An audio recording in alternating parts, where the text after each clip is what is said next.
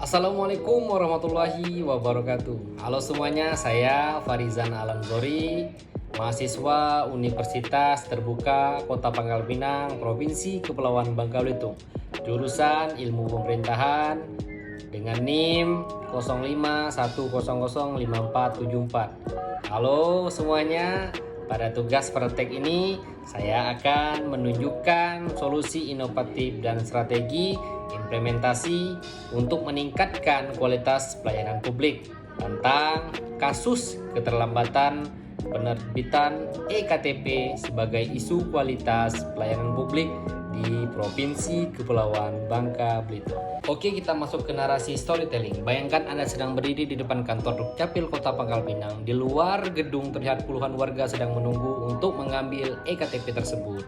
Hari demi hari, waktu demi waktu, urusan administrasi lain tak kunjung selesai. Inilah masalah klasik yang terus berulang, keterlambatan penerbitan EKTP. Nah, sekarang kita masuk ke permasalahannya. Keterlambatan EKTP di Kota Pangkal Pinang bukan hanya persoalan teknis. Masalah ini dipengaruhi oleh banyak faktor. Kalian mau tahu faktornya apa? Yang pertama, mesin perekaman yang sering rusak dan kapasitasnya terbatas. Dan yang kedua, antrian manual yang masih panjang. Dan yang ketiga, stok belangko yang tidak menentu. Dan yang keempat, tidak ada sistem notifikasi yang membuat warga harus bolak-balik mengecek sendiri.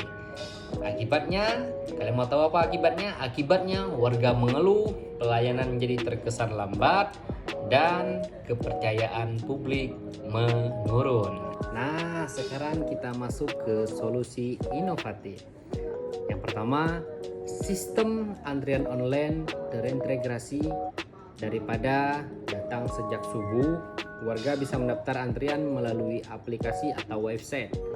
Mereka memilih jadwal perekaman atau pengambilan fisik EKTP. Sistem ini bisa menampilkan estimasi waktu, kapasitas harian, dan status pelayanan. Kedua, notifikasi otomatis berbasis WhatsApp atau SMS.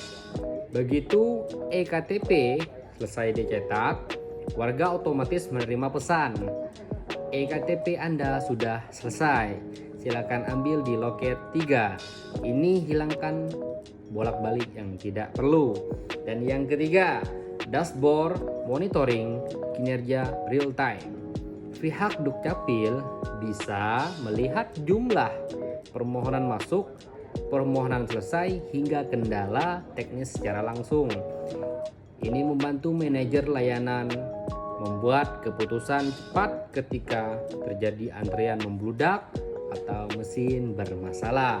Dan yang keempat, kerjasama dan perawatan preventif alat perekam. Mesin perekam EKTP tidak hanya diperbaiki saat rusak, tetapi dicek berkala dengan SOP yang terjadwal. Ini mengurangi downtime dan antrian menumpuk. Dan yang terakhir, yakni yang kelima, loket prioritas dan pelayanan mobile. Untuk lansia, disabilitas, dan pelajar, layanan mobile atau loket prioritas bisa mempercepat perekaman tanpa antrian panjang. Oke, selanjutnya kita masuk ke strategi implementasi. Pertama, meningkatkan kapasitas SDM melalui pelatihan, pelayanan prima, dan literasi digital.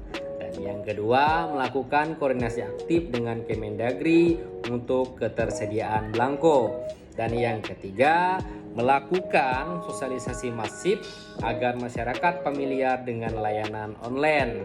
Dan yang keempat, membuat timeline implementasi mingguan, memastikan setiap inovasi diuji, diperbaiki, lalu diperluas.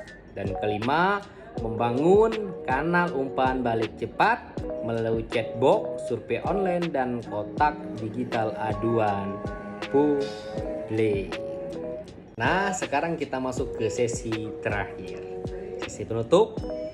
Dengan inovasi, keberanian berubah, dan komitmen pada pelayanan publik, Dinas Dukcapil Kota Pangkal Pinang dapat membuktikan bahwa kualitas layanan bukan sekedar target, melainkan hak warga yang harus dipenuhkan. Karena pada akhirnya pelayanan publik, administrasi kependudukan bukan hanya soal dokumen, tetapi tentang kepastian, keadilan, tentang martabat warga negara Republik Indonesia. Mungkin hanya itu yang dapat saya sampaikan. Terima kasih. Wassalamualaikum warahmatullahi wabarakatuh.